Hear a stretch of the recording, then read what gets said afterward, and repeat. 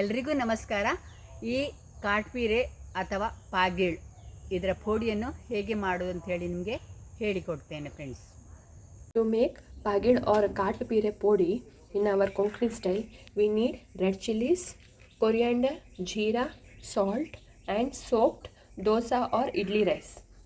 Grind all this together and make a paste.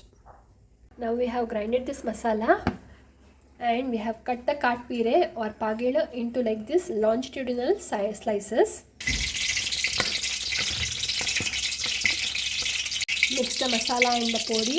Heat the oil in a pan.